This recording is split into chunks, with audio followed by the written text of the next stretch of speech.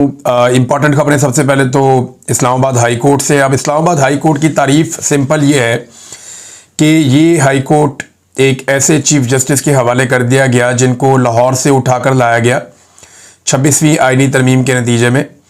Justice Yahya Afridi इनको लाहौर से लेकर आए और 15वें नंबर से उठा के ला के यहाँ पे इस्लामाबाद हाई कोर्ट में चीफ जस्टिस बना दिया।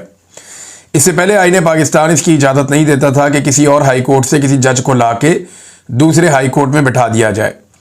तो 26वीं आईनी तरमीम में इसका रास्ता खोला गया और फिर वहाँ से एक जज को लाकर यहाँ पे इस्लामाबाद हाई कोर्ट में चीफ जस्टिस बना दिया गया। अब तब से लेकर अब तक इस्लामाबाद हाई कोर्ट ने दो चार चीज़ें बड़ी इंपॉर्टेंट की हैं। नंबर एक, इंसानी हकूक़ के मामलात को तो दफना कर रख दिया है। पाकिस्तान तहरीक इंसाफ और पाकिस्तान तहरीक इंसाफ से जुड़े लोगों को दीवार के साथ लगा दिया है। इंसाफ नापैद हो गया है। हुकूमत की चाकरी चल रही है अदालत में। और जो नए आने वाले जजेस हैं, यानी जितने जजेस वहाँ मौजूद थे वो सारे इंसाफ पसंद जज थे। अब जितने नए आने वाले जजेस हैं वो उनको अहम तरीन जगहों पे, अहम तरीन पोजीशंस के ऊपर उनको रखा गया। तमाम अहम केसेस उनके सामने लगाए जाते हैं। मिसाल के तौर पे जस्टिस जहांगीरी, इन्हें अब काम से रोक दिया गया है। ये अदालत के अंदर जब समाअत हो रही थी तो बड़ी तादाद में वकला वहाँ पे मौजूद थे, तो अदालत में ऐसी कोई बात करने की कोई शायद जरूरत ही नहीं हुई जज साहबान की। ये दो रुकनी एक बेंच बना हुआ था और इसको भी हेड कर रहे थे chief justice Islamabad high court justice Dogar.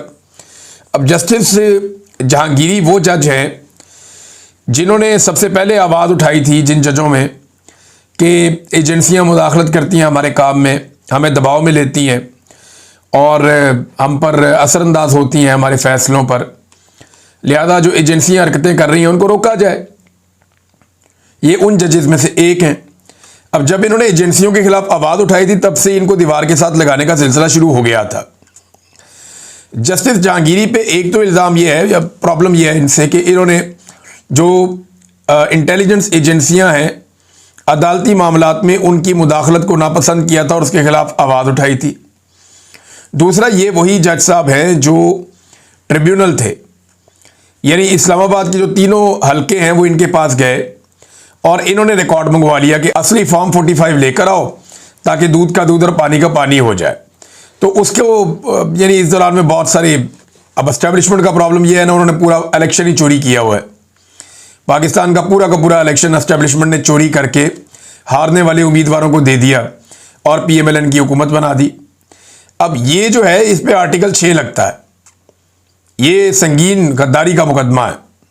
अब एस्टेब्लिशमेंट इससे बचना भी चाहती है।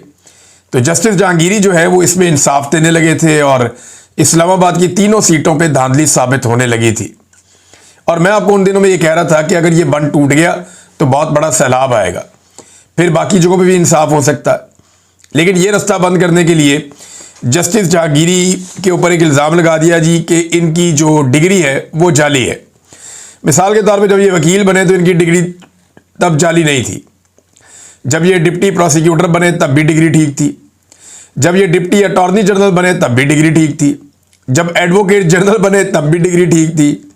इस्लामाबाद हाई कोर्ट का जज बन गए तब भी डिग्री ठीक थी। बस जैसे ही इन्होंने 3 हलके खोले इस्लामाबाद के और जैसे ही इन्होंने